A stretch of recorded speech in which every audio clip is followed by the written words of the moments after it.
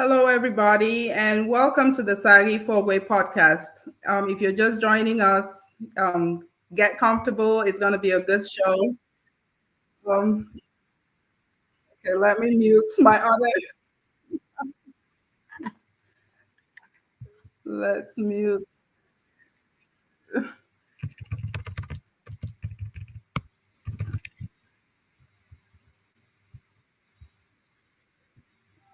Okay, there we are. Technology. Still learning this thing. So you guys bear with me, as I evolve, I'm gonna get better and I guess nothing has to go the way you planned. We say don't panic, you pivot. You don't panic, you pivot. So it's going to be a great show today. I'm a little bit under the weather. Texas allergies are hitting me, but the show goes on. we're not gonna postpone anything for, sickness or anything. But the topic today, we have a great topic today. It is living with autism. I have a great lady here, a friend, a sister. She's a strong person in the community. She does a lot. She interacts with a lot of people. She's a social butterfly. she exhibits her name. When you see her, she just makes you smile automatically. Even if you're having a bad day and you meet her, you just start smiling because Smiles is her name. So we're going to have Mrs. Smiles Akendung come on and just fill us up with information today. We're just going to have a really good conversation today about this topic. I know there are a lot of people who need to hear this and who might be, feel awkward about this topic, but we're going to try to break some of those myths and kind of break it down today. So I'm going to bring my friend and sister up to the stage. There we are. Welcome. Thank you. Good to have you. Good to have you today. Thank you for having me. Thank you. You're welcome. Yeah, so I've been following the journey. I had been following the journey on Facebook, and I reached out because it really touched me. I don't personally experience living with autism, but I know people who are living with it, and I looked at it as some kind of an opportunity to let people kind of live this journey with you, get to experience it a little bit. And also let's help educate other people who kind of feel shy about this topic and don't feel like they need to talk about it. But before we go into the topic, please introduce yourself to the audience, to the viewers, so that they know who's talking to them today, your background, family, whatever you want people to know about you, please. All right. Thank you so much. So, hi everyone. My name is Smiles Akendung, and I am a married mother of 5, based in Dallas, Texas. I am a registered nurse by profession, and I am a mom of 2 autistic boys aged 12 and 9.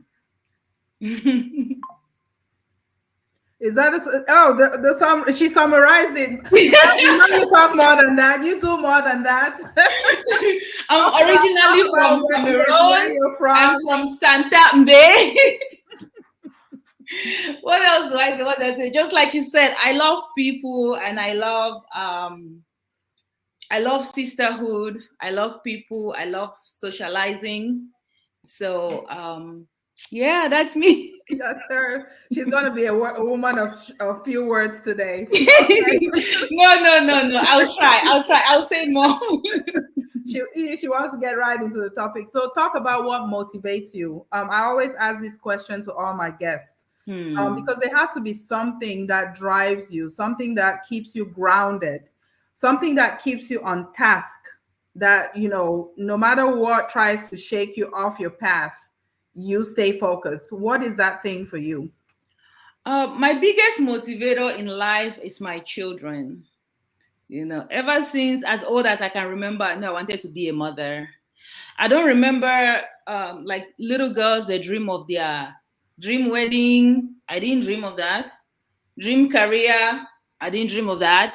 Even dream husband, I didn't dream of that. So the kids were gonna just come from the ceiling, huh? That was just.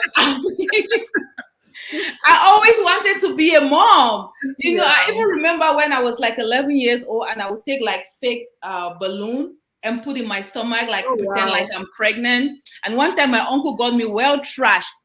Are you trying to get pregnant?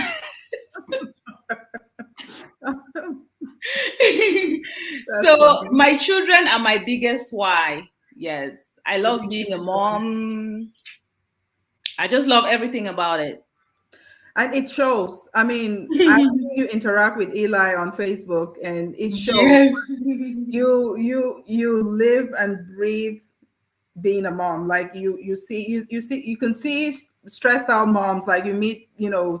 Yes. I mean, I'm one of those sometimes. Like I can get focused. I mean, we all have our moments. Yeah, okay. Where I'm like, can you just give me a moment? I remember when my two older ones were little, I'll get back home and I'm going to the bathroom and they want to follow me in there. I'm like, yeah, give me a minute. And they will sit outside the door. Yes. I mean, that's what toddlers do, right? Yes. I'm like, they would that's what toddlers do. I experienced that too. And then you're like, I just need this one moment, this private moment. I know, just so I can have that. Okay. So that motivates you. So what values do you really hold pressures that you want to hand over to these 5 kids? That's something that you want them to obtain from you. Like, you know, everybody has something they want to pass on. I'm big about legacies, right? So some kind of legacy that you want them to remember you by.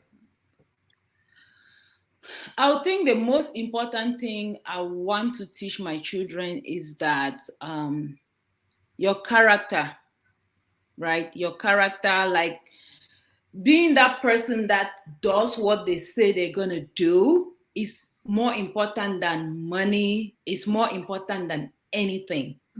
You know, keeping your word, being known like there are some people in my life, right? That if they tell me, meet me somewhere at 4 o'clock, I'm not even going. Because I know they are grass go grow for your foot. Exactly. So yes, that you should never ever compromise your character for anything or anybody. Yeah, integrity. Integrity. That's the word. Integrity. It's very important. Yeah, because it is. It's a big one. That's a good one to pass on because it's gradually fading away from society where, you know. Yes, people are normalizing all kinds of things. Yeah, like, people are trying to normalize infidelity. I was like, no, that's always going to be wrong. Yeah. I don't care. No matter how you how many people are okay with it. Yeah, no matter how you explain it, and you know, yeah. People are trying this new day and age with social media and all kinds of stuff. People are trying to normalize all kinds of stuff. Yeah. So integrity will come. It will embody a lot of things. It will embody a lot of things. It's going to carry across so many facets of life. Whether it's at work, whether it's at home, whether it's with your friends, family, whoever. You know, integrity is important. And that's something that we really have to talk about a lot in our community. It's not our topic today, but we always want to bring up these values so that we're enriching the community. You don't want to be that person who's looking over your shoulders every time because you're not sure if, you know, what you said 2 minutes ago we brought up and when you tell the truth, you don't have to worry about remembering it, right? Exactly. There's this whole big discussion about tailors in Cameroon because tailors don't have integrity. Generally speaking, they don't. They just don't. They come on Saturday. You come on Saturday, and the shop is closed on Saturday, and you have an event on Sunday. Yeah. So. All right. So let's get into our topic. I know people want to hear about this, but for someone who has not heard about autism, just please define it for the lay person who's not medical. Like us. So just define autism, you know, to a lay person, what that means. I'll try. So autism is a neurological and developmental disorder. Neurological, brain, developmental, how they grow, at what age a child hits milestones. So it mainly affects three facets: behavior, communication, and socialization, to very, very varying degrees, extremely varying degrees. That's why a lot of people misunderstand autism, including parents of autistic children, including autistics themselves. A lot of people misunderstand it.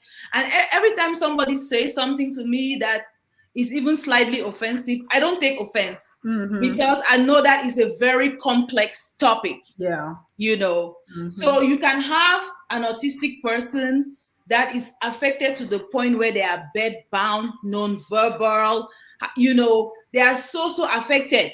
You know, and they may also have other conditions. They might be eating through a gastric tube. Yeah. And you can have a full functioning autistic person. You can have a child that will actually grow up to get a job, get married. They're going to have some little struggles with, especially at the level of socialization, but they're going to be okay. It's so complex, and it's not linear. That's another thing. That's another misconception. That's why the autistic community hates when you use the term, when you say, when they prefer for you to say high support needs and low support needs than for you to say high functioning and low functioning. Okay, and I've used that term too. That's good to know. I've used that term without knowing. They don't want you to say high functioning, because it's not linear. You can have somebody that is extremely intelligent, that is able to build bridges, do this complex math, but they are incontinent. Yeah, so it depends on what part of the brain is affected and how it's affected. You have some people that are extremely smart, but they cannot socialize to save their lives. You know, those geniuses that do things. When you look at the highway, like sometimes in Dallas, you're like, who can look at this? It's not you and I. Exactly. It's a genius. Yes, it's some genius. So they can be a genius in one area and very, very low function in another area. It's a very wide spectrum. So and it also repeat those terms again. Repeat those terms again. You said high support. High support needs and low support needs, as opposed to high functioning and low functioning. Okay. Yes. That they're trying to get away from that. But I mean, I'm somebody that I'm just like, everybody's not going to know everything. If somebody says the wrong thing, we have to give people grace. and educate. Yeah, that's why we're doing, this is a platform that people will watch this video, even if they're not watching it live, we'll share it and people will watch it later. Like I've just learned these new terms. I was still using the high functioning and low functioning because I don't know, and it's not because I'm trying to offend anybody. Exactly. I'm ignorant. I don't know. So you're not ignorant. Someone who is ignorant, someone that is refusing to learn. The one who's not open-minded, right? Exactly. But we're gonna try to break that down. So how did you start noticing the symptoms of autism? Was it right away? Did it take you a minute? Was it developmental delays that happened, or what happened before the diagnosis came? Okay, actually, that's a really good question. Me, I was clueless, so I was happy-go-lucky. So let me preface by saying that both of my boys did not talk till they were 5. They did not talk till they were 5. One of them was unable to talk. Eli was unwilling to talk. Noah was unable to talk. Eli was unwilling to talk. What do I mean by that? Like he will say, like, speak in full sentences and then not say another thing for 2 weeks. For 2 weeks. I will beg. It's called selective mutism. I talk when I want. I will beg him. I was like, I know you can talk. I've seen you talk. So in Texas, in the state of Texas, when a child is not talking, when they're not hitting those milestones, they're going to start school early. First, ECI is going to come in to the home to do speech therapy. It's not a whole lot. It's maybe like once a month or something like that. Because there's speech delay. Like they're not talking by the age of 3, 2.5, 3, they're supposed to be saying something. So they started, and then they're going to start school at the age of 3, when meanwhile a neurotypical child is going to start a school, kindergarten, at the age of 5. On taxpayer dollars. You can do anything on your own dollars. But on taxpayer dollars, that's how that works. So my son, my oldest son, Noah was in school at that age 3 for speech delay. He was considered a speech only kid. Because for some kids, it's speech, for some kids, it's autism, and then the speech component. So he was a speech only kid, and he had this a teacher that loved, man, that woman loved my baby like it was her baby. I'm so grateful for such teachers. Yeah. So one day she told me that she has a very important conversation that she wants to have with me. I should come by the school. It's not something to say over the phone. She was very, very nervous about having this conversation. And she's like, because you never know how the parents. You never know, especially Africans. Yes, we'll think, especially Africans. God forbid. They will physically attack you if you suggest that their child is autistic. Yes, yes. So I went to the school, and then she had me observe Noah. Noah was doing some things. She said, I don't think this child is speech only.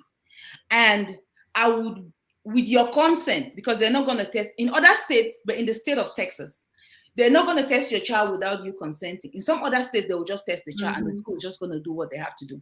In the state of Texas, they needed my consent. They're not going to test your child without your consent. I want to have him tested for autism. You know, I heard about autism in nursing school, but you know, first way, where should I know side the picture? I did not have I just knew it like most of the people that are going to be listening to this, unless they have an autistic child, autistic nephew, that's the level to which they know it. They've heard it in passing, you know. She said she wanted him tested for autism. She said, and I'm going to tell you why. If I send him to kindergarten with these behaviors, he's going to be in the principal's office daily. All the time. Because they're going to be treating him like he's a speech-only kid. And I'm telling you, he's not speech-only. I was like, well, if you feel it's best, that lady gave me a big hug. She was so happy. Probably because of her experience with other African parents. Yes, yes. So I was like, okay, if it's something that's going to help, you know. So they tested him. So the day I found out was when we were sitting in his art meeting, and they came up with the results. They're like, okay, he's autistic. They found him, and tears just started flowing down my eyes. I didn't fully know what that meant, but tears were just flowing down my eyes like boop, boop, boop, boop, boop, boop, boop, boop. And then I asked those, you know, the interdisciplinary team, they're going to have the diagnostician, the principal, the speech therapist, all those people in that meeting. I was like, does this mean Noah is always going to struggle? I said, well, not necessarily. They develop differently, and we caught it really early so he can have support, blah, blah, blah. So that was Noah. Now for Eli was also going through ECI for speech delay. And then one day, the speech therapist that was coming to the house told me that I think he's autistic because he was toe walking. If you have speech delay, let me preface this by saying, be careful, because some people are going to be shocked. If you have a child that has speech delay and toe walking, that's almost diagnostic. Oh, really? Yes. Wow. You can have a speech only kid. You know, you can have a child that is just a toddler that is, you know, but those two together, chances are, I'm not a doctor, I'm just a mom. Yeah, I mean, this is from your experience. Yeah, yeah. Generally, you know, I mean, all the mom groups, like all the mom groups. Yeah. Wow. So if you have a speech delay combined with toe walking, so by the time they were telling me that Eli was autistic, I'd already gone through it with Noah, and I was like, okay, let's see what happens. I wasn't like, I didn't have that reaction, like that crying, that shock. Yes, the same, yeah, because it was, yes, it wasn't like a new thing. This was not a new thing. Yeah. And so then they started treatments like the therapies for both of them. They were going yes, speech therapy, occupational therapy to try to get them to talk. Both of them were in speech therapy for years. They didn't do anything. They just stopped when they wanted. Yes. I don't feel like the speech therapy made a difference. Wow. And then there's this saying, right? And this is important. They say if you've met one autistic person, you've met one autistic person. My two boys could not be more different if they tried. Yep. They could not be more different if they tried. Like, as they got older, right? Noah got better and better and better symptom-wise. Eli got worse.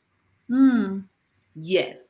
Eli, as they got older, Eli was like this really quiet kid. He wouldn't talk to anybody. He would talk to, maybe he would talk to me, his dad, his brother, and his sister. That's who he will talk to. If he doesn't know you, he's not talking to you.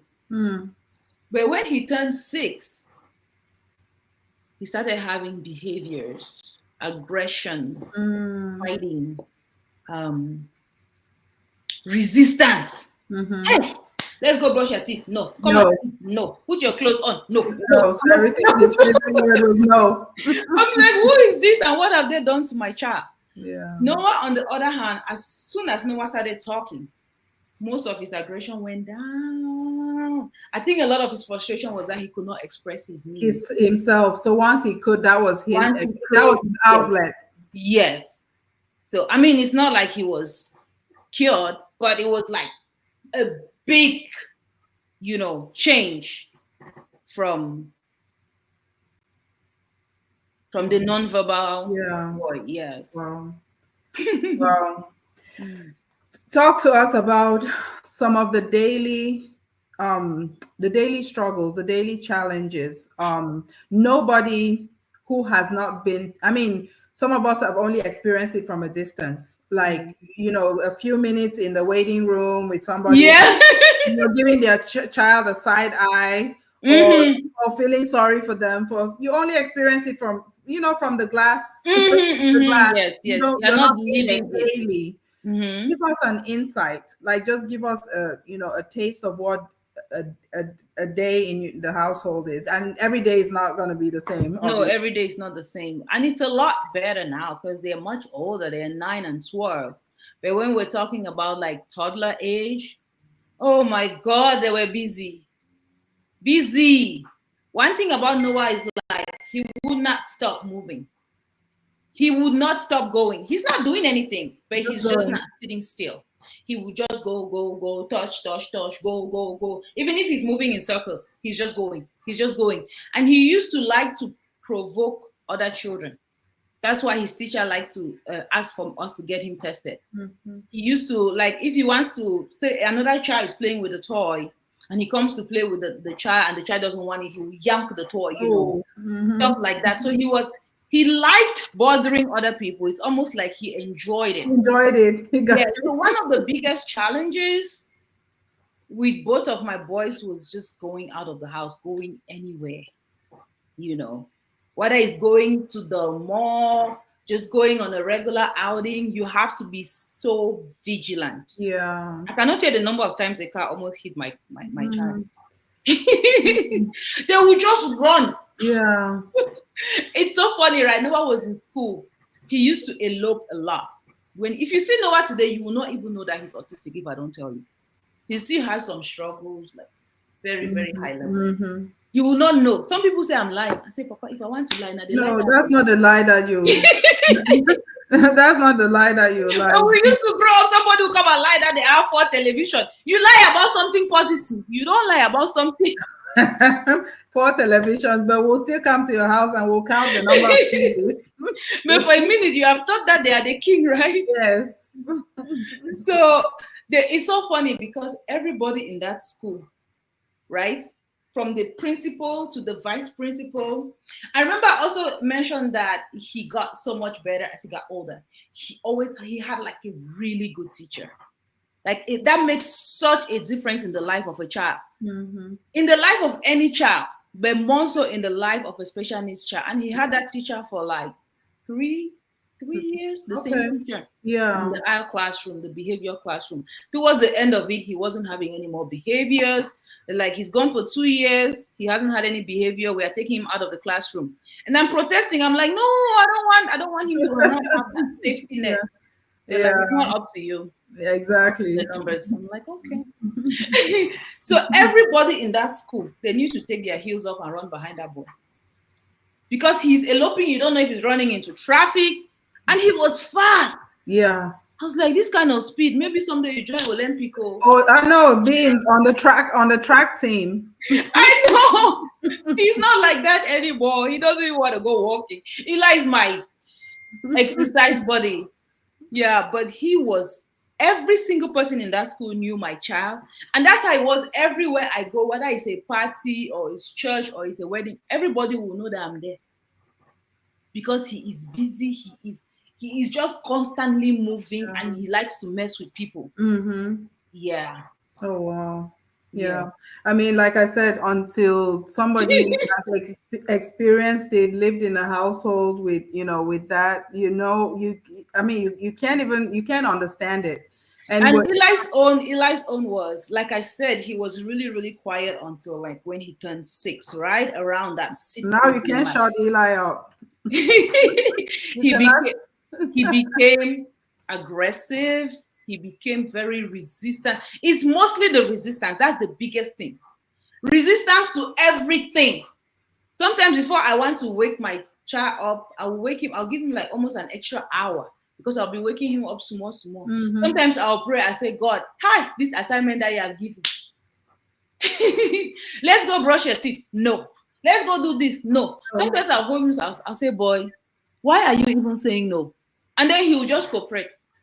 Because it's like they know, like automatic. Automatic. Yes, it's just automatic. Yeah.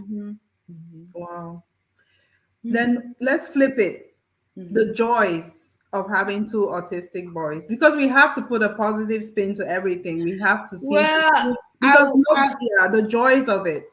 Tell us what the joys of having a I've mentioned that I love being a mom. Yes. Even I also mentioned that I'm a registered nurse, but I've always been some version of a stay-at-home mom.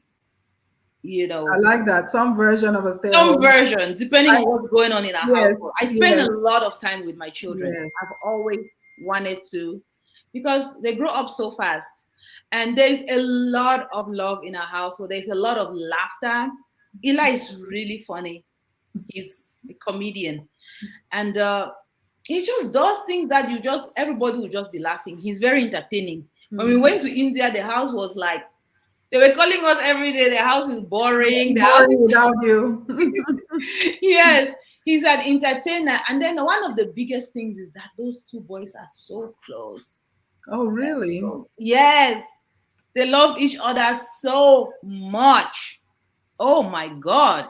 I'm like, wow, this is sibling gold. Yes, the real sibling love, not the one that is only on camera. No, they are very, do you think it's because they identify with each other, like or it's just? I don't think it has anything to do with the autism. So I think they just love. They're just close. They are very close. I mean, everybody here is close, but those ones is almost like, how twins have some kind of weird bond. Yeah. Yes, it's almost like that. Eli has a better day in school if his brother was there, saw him on the bus. Oh wow. Like it's like my brother this and my brother that, and there was a video where Eli and my older son Noah plays the cello. But Noah was playing a tune. When he was done, Eli was like, "Yay! My brother!" That's them. And then for Eli's birthday, that was just September 20th, Noah played him Happy Birthday on the cello. They are so close. Yeah. Noah even says things like, "Oh, I don't know what my life would have been like without Eli." Oh. Things like that. He even says, "Oh, you know what? When I grow up, Eli is going to live with me." I'm like, what makes you think? Oh, I hear that in my house already. My 10-year-old and the one who will be 20 tomorrow. He has this whole plan already about how he's going to bring his future family, to his big brother. I didn't hear my name in that plan. Why did you want to hear your name? I'm not in the plan. I'm nowhere in that plan. Like I'm gonna get married at 32. He has an exact age. Oh wow, okay. And I'll bring my family to my brother, and I'm like, where's your mom in that program? Your mom is in her own house. I know, because they have to grow and go. And leave. I'm like, I'm not Mom liking is in this her plan. own house. I'm not liking this plan that doesn't include me.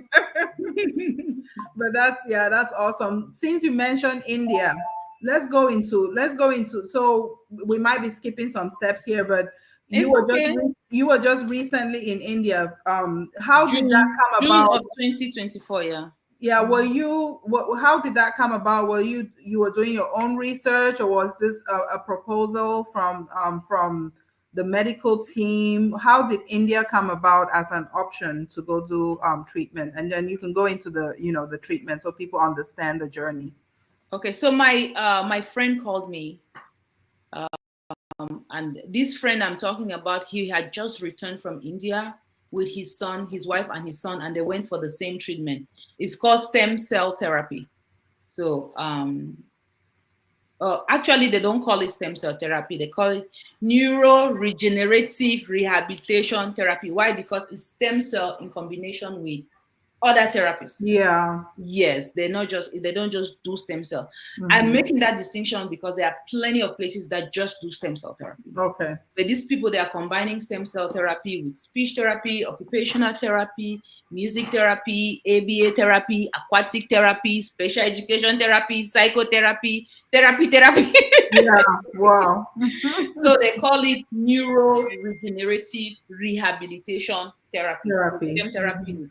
All these other therapies. Yeah. So so he had just returned and he called me and he's like, this conversation was very weird. And this conversation has a lot to do with why I decided to go public with my story. First of all, what he was telling me about, I had never heard of it. So my thinking is, how many other people may need this information that they don't have? That's why I decided to make that video and post it on Facebook and all that other stuff. And then the second thing is the nature of the conversation itself. It was super duper weird. It was almost like we were whispering. It's like, wow. Is the child autistic? People will get offended if you say their child is autistic. So he was watching his words when he said that. So he was being guarded with you? Yes. Okay. He was being very, very guarded. Extremely. Because he's never met my son. We've never discussed about my son's diagnosis or anything. So I'm thinking maybe a mutual friend told him. To me, even before I came to Facebook, I'll be like, oh, I'm not going to work because my son is autistic and he's being homeschooled and I work less. So when I said that, people look at me like I have 7 heads. Did she just blurt that out in public, But that's my story. I'm just telling you what happened. So he was being very guarded when he asked, like, is your son autistic? You can tell he was scared. And I'm so grateful that he did that. Like before we came on, I was talking about feel the fear, but do it anyway. Because some people will get offended. Yes. Just at the mere suggestion, especially African people. How does that help your child? How does denial help your child? It doesn't. You can sit in a car with no part of the treatment plan. Denial is never part of the treatment plan. No. So we had that conversation. And then the funny thing is that I'm a very intuitive person. Like how they say, trust your gut type thing. Yes. I'm naturally a very intuitive person. At least I think I am, for the most part. During that conversation, before he got off the phone, I was already in India in my mind. Because I was like, we're doing this.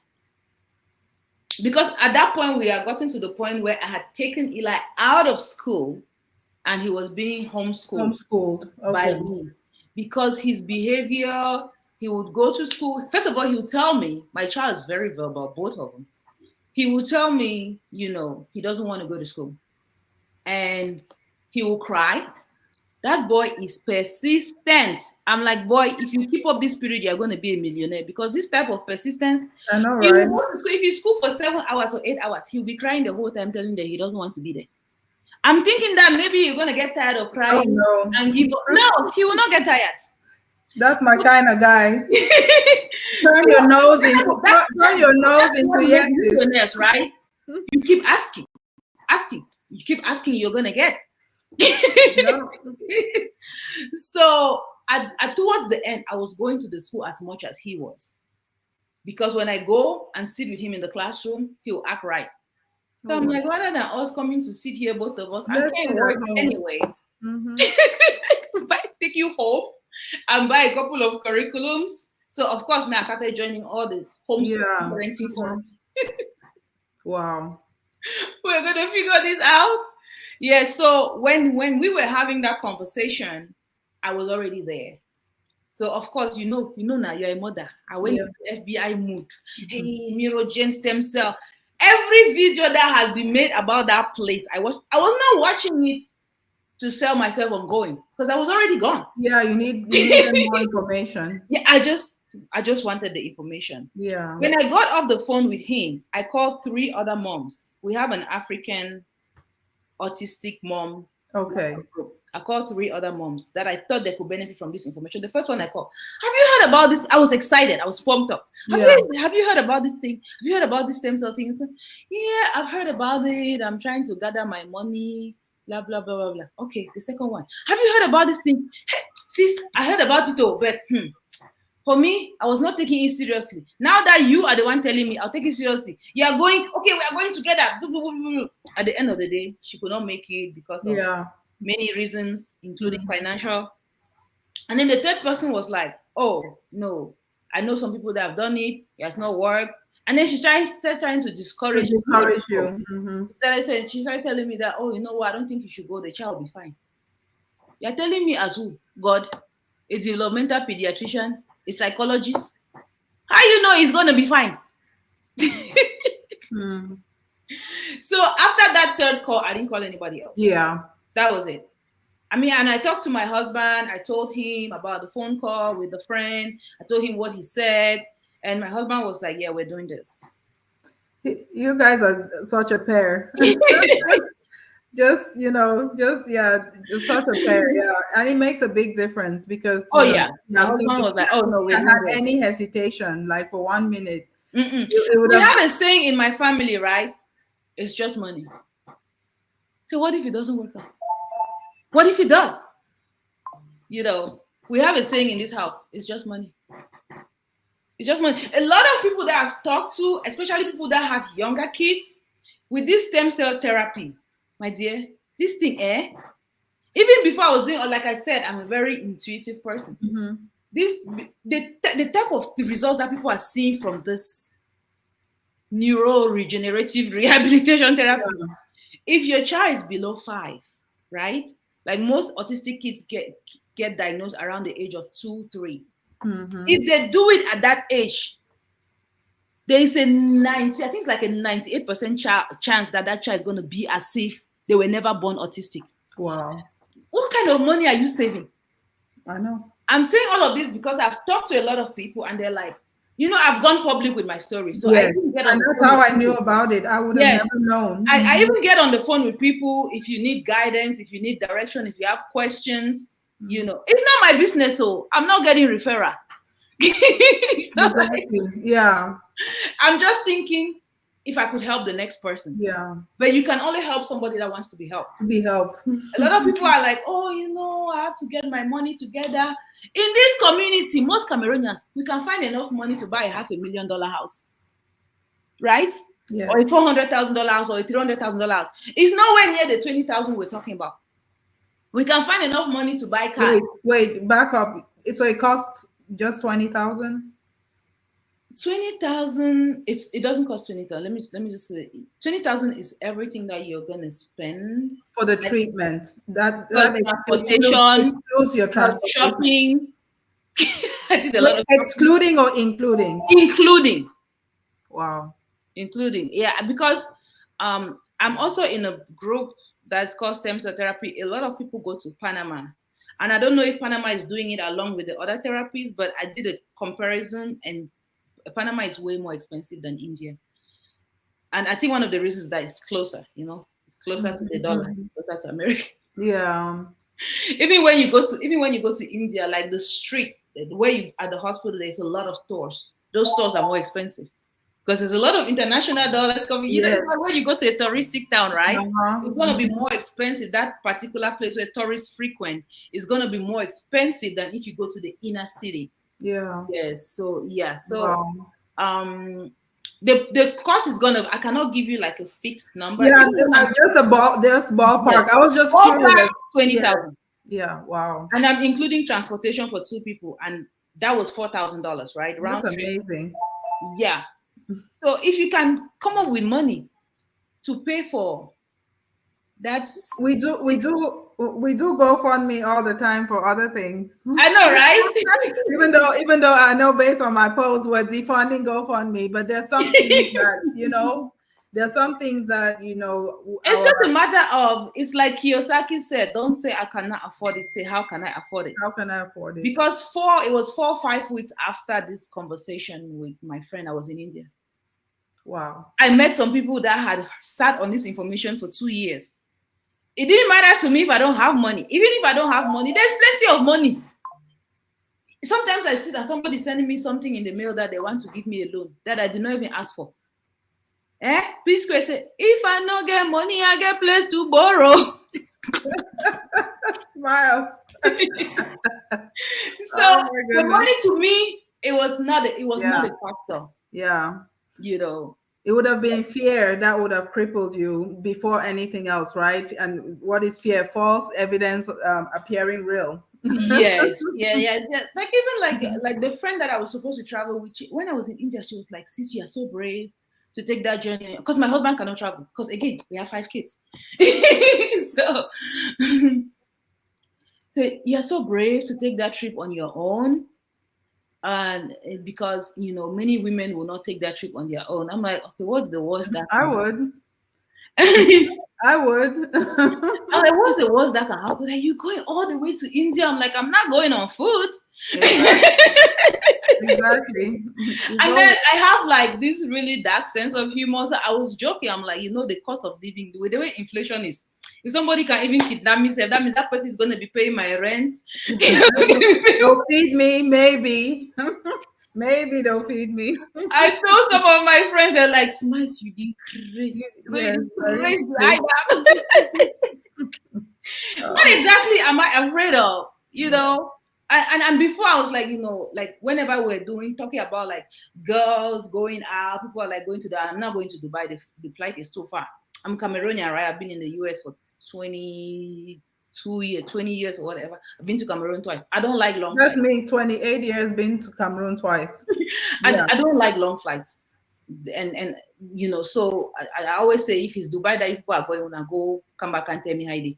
But India is far. It's a 2-day flight. It's further than going to Cameroon. But at that point, you know, it's the opportunity because like what are you doing? Yeah. It's a mindset thing. When people tell me they don't have the money, it's a mindset thing. Most of these people make more money than us. I told you my own work. Somebody once told me that I was wasting my RN license. I know, right?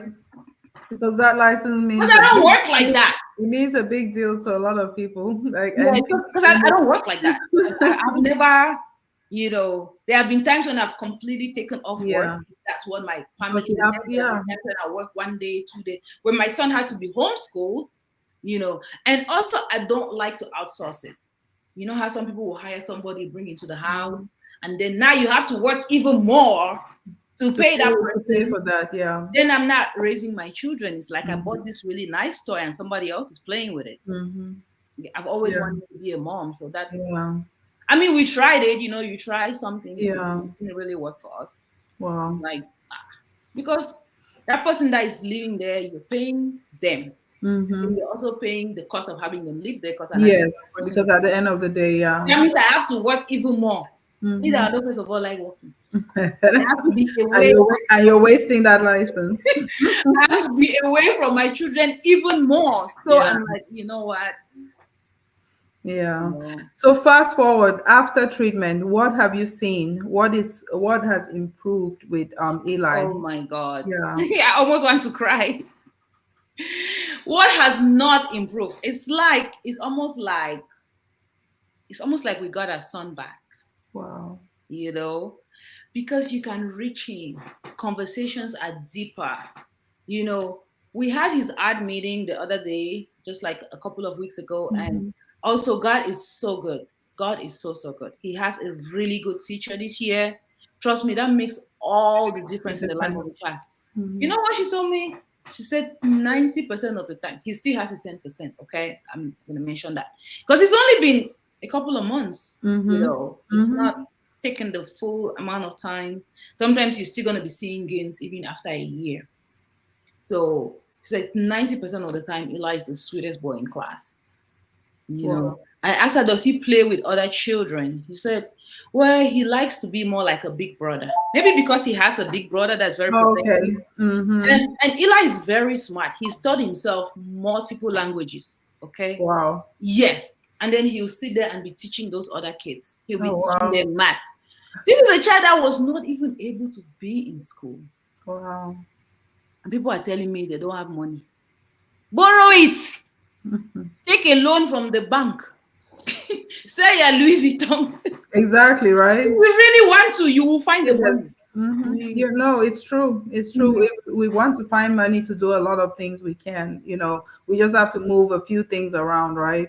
Yeah. Yeah. Yeah. Wow. Speak to those parents who have autistic kids who, I mean, you're already speaking to them in through, you know, through your journey, but just speak to those who are still with the feeling that they cannot publicly talk about their kid, they cannot publicly acknowledge what they're going through. They feel like it's exposing their life by, you know, like you were showing your journey on Facebook.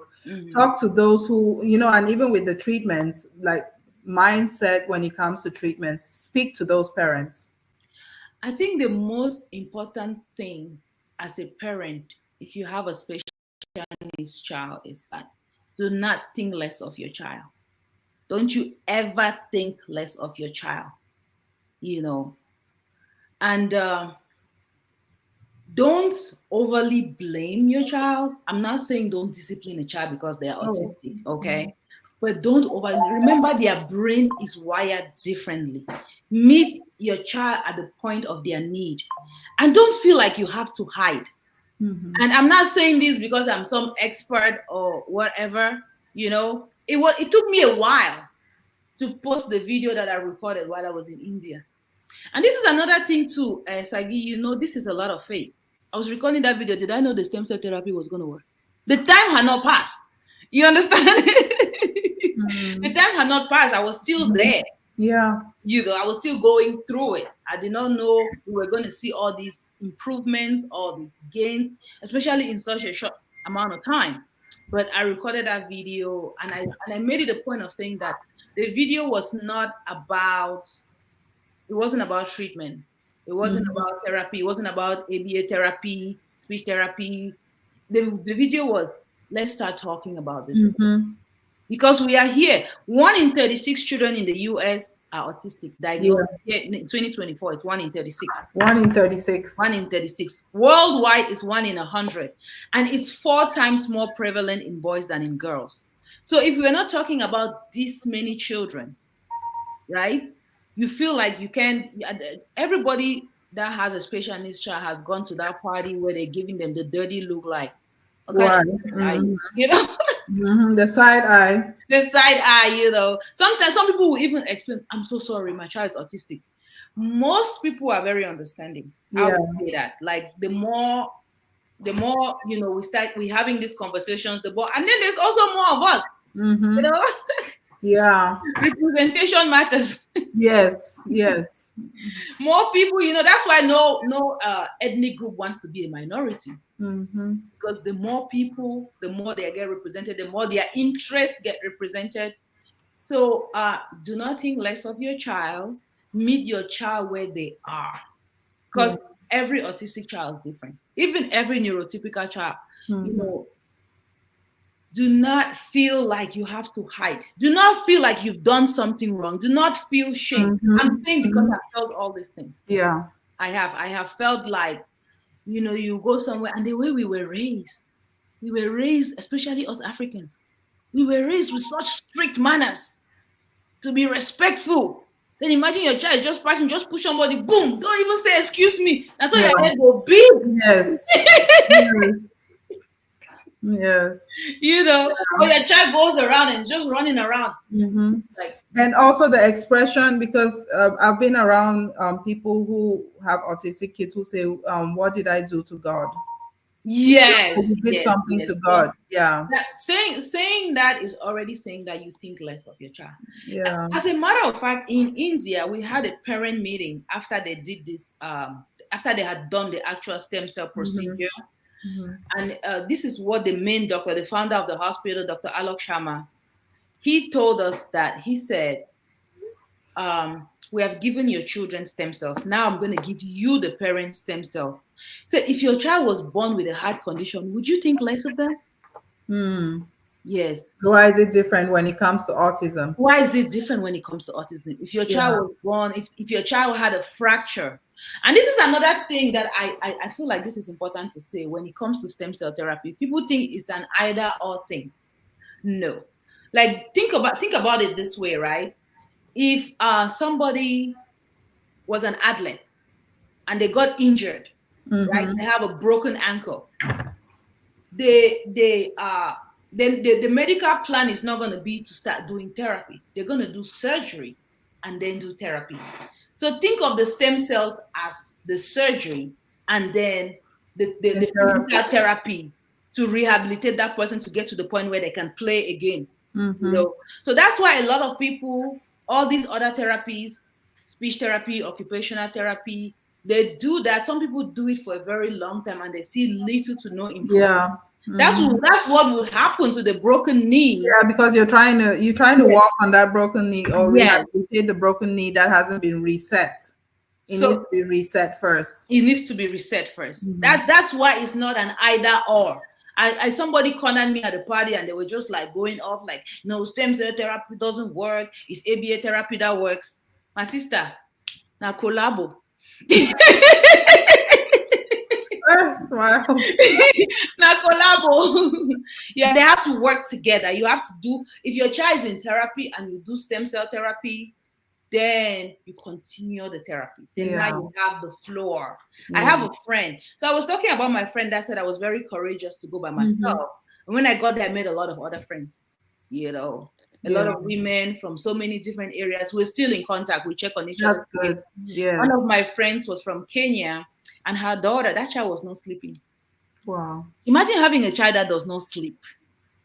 Me, I like sleep, so. If you're not sleeping, you're not sleeping. You cannot. Then you have to go to work. You have to, you have to carry out your own activities of daily living. It's very challenging. Yeah. The child is doing so well now. She's 4. She get up. She get her book. She make her own breakfast. She sit down. She's stable. The child was just crying. I think she had a lot of. If you see a child that is crying all the time, especially an autistic child, a lot of times they have digestive issues. Their stomach hurts, and it's just always hurting, and they don't know how to say it, express it. Yeah, so they just cry and cry and cry and cry. You're like. Wow. So in a case like that, right? If you have somebody that does not sleep, okay, look, okay, we're talking about money, right? I was not able to go to school. I was not able to go to work because I had to homeschool my child. So you gave up that. I gave up that. I gave up the whole income. Yeah. I have a special respect for you after this.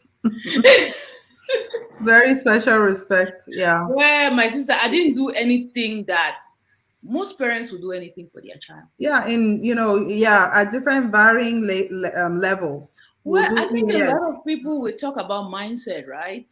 Mindset. That's why I want to speak to the people that are saying that they don't have the money. Find the money.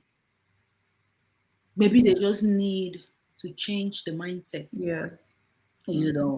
It doesn't mean that they don't care about their child, not to any degree. They just don't get it. It's just a mindset, and we talk about mindset a lot in business and and all that. It means a lot. Mental mindset is everything. It will change the dynamic of anything, like the way you think. Yeah, it will change your response to something just because of change. Oh yeah, that mindset is everything. Yeah. When we were in India, they have this, because they do a lot of therapy for the parents too, because a lot of people, it's such a burden on the family. Like, do I feel like I cannot have a life because of my children? I was like, I probably should feel that way, but I don't. Because you still... Again, we're talking about mindset. Yes, you're happy-go-lucky all the time. Exactly. When I had my event and your husband you were there. And you party, you go along, you enjoy. Yeah, I've never seen you, looking. I was very honest with the therapist. I'm like, that's probably how I'm supposed to feel, but that's not how I feel. Even when I came out and I was talking about, people should not feel, it wasn't really for me. It was for other parents, because I don't hide under a rock and feel like I don't belong, or feel like, I've done so. I just naturally don't. I don't know why I don't, but I don't, So it's probably because of my mindset. I actively work on trying to be positive. Mm-hmm. Do I always get it? No, of course not. But I actively work on that. I even meditate. Mm-hmm. I pray. I'm a Christian. Exercise. I'm Yep. an optimist. If you see me somewhere, you're probably going to see Eli, because out of my 5 children, he's the one that wants to go everywhere. With you, yeah. Enjoy your park walks. So when I tell people that they should not feel bad about taking out their child, I'm not talking for myself. Me. That's exactly what I told the lady. I said, I probably should. Maybe that's probably how I'm supposed to feel. Maybe that's how I'm expected to feel, but that's not how I feel. No, there's no. And it's almost like when you're grieving and people want to tell you how you're supposed to grieve. Exactly. You can't. And some people feel like, like there was a kid who lost his dad. He wasn't very close to the dad, and he asked his mom, am I a bad person because I don't feel bad? Like a kid asking that. That's almost like that. Like, should I feel guilty for not feeling as bad as I'm expected to feel? No, you're doing just fine. And I mean, you're gonna encourage a lot of people with this show today. I mean, yes, hopefully our community can learn something from this conversation, because I mean, I'm really happy I reached out so we could have this conversation. Thank you for reaching out. That's what this platform is about. It's not about me. It is about our community. Yeah, it's not about me. Even though when it started off, Toride wanted me to do this so that I could document my life. I said no. I switched the camera around to other people. You get to know me through the people I talk to. So yeah, my relationships with those people, and that's what this platform is about. If people have things that they want to do, yes, we don't have 1,000 viewers yet, we don't have 1 million views, we'll get there. Videos will go. People will watch it eventually and come back and watch it, and hopefully it'll change at least one person's mindset. That was my reason for coming out, and a lot of people have already gone to India because of me. And then the funny thing is that some people are like, why you go all the way to India when you could go to Mexico? I've already explained that. First of all, this hospital, they're called Neurogen Brain and Spine Institute, right? In Navi Mumbai. They've been there for 15 years. They've been there for 15 years. They've treated children from 102 countries, 26,000 patients. No, 26,000 procedures. 2,000 patients. So it's tried and true. Yes. And it's over the years that they started doing this. They're like, okay, if we add oxygen therapy, it works out better. Like, it's more, the stem cells will regenerate faster. So they do like hyperbaric. Yes, we did that. I went in with him every single time. Wow. Yes. Your brain has been oxygenated. Let me tell you a funny story. So I was going in, right, because my friends were doing it, like, they're like, it's good for you, it's good for you. Then when I finished, after the 10th session, because he did 10 sessions, after the 10th session, I'm like, they say this thing is good for you. What does it do? They say it helps with fertility. I said, go for it, go for Like,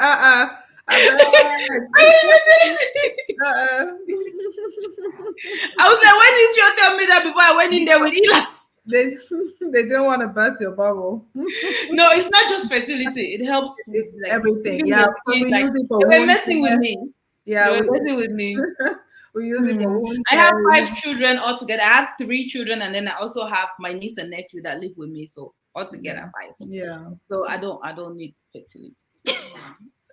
Okay, one comment here from Sister Lillian Dangam.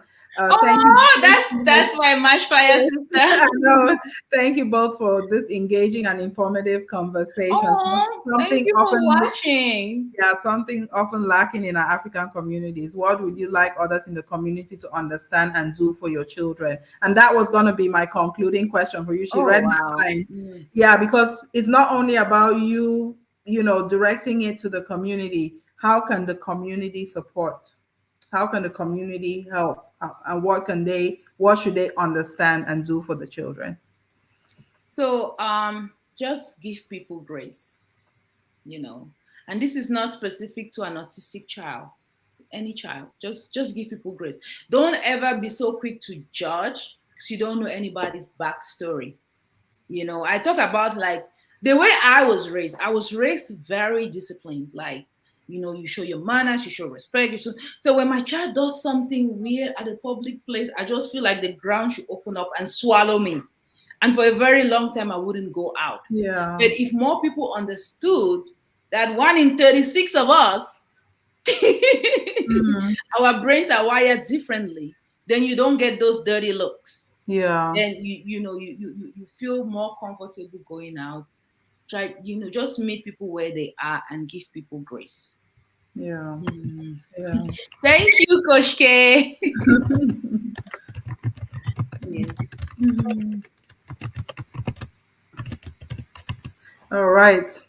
So, any shout out to any particular people as we wrap up here? We're right at an hour. I was saying yeah, an hour. So I said 30 minutes, but no, this conversation was not going to be 30 I minutes. know. I was looking at the time. I was like, we're still talking. Anyway. I know it was not going to be 30 minutes. So anybody it was not going to be 30 minutes, but yeah. So any shout outs and final thoughts, anything that we didn't touch on that you just want to, bless the audience with?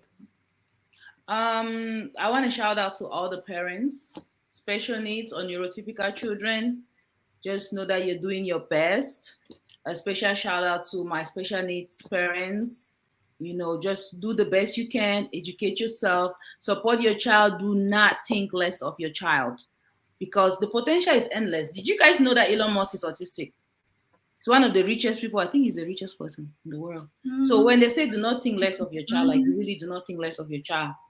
And I want to give a special shout out. You asked me like the list of questions, sent me like my hero. My hero is my husband, because he is such a good dad. Yeah. He's like, and I also feel like I know a lot of good dads and a lot of good husbands, but I feel like men don't get their flowers. Yeah. Mother's Day is like, ooh, wow. Yeah, we take it for granted. We take it for granted, and we need to. We take it for granted. Father's Day, they get socks. Yeah, and it's not even about the gifts, though. It's not about the gifts. It's just not as big a deal. It's the word.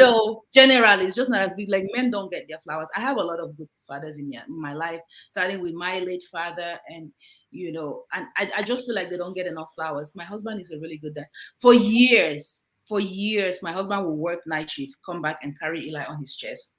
I'll go to work and then he will come back. So for the first few years, Eli did not even know who I was. There he is. Good job, babe. He was so attached to his father that I was so jealous of their relationship. But now it's like mommy. But yeah, my husband is a really good dad.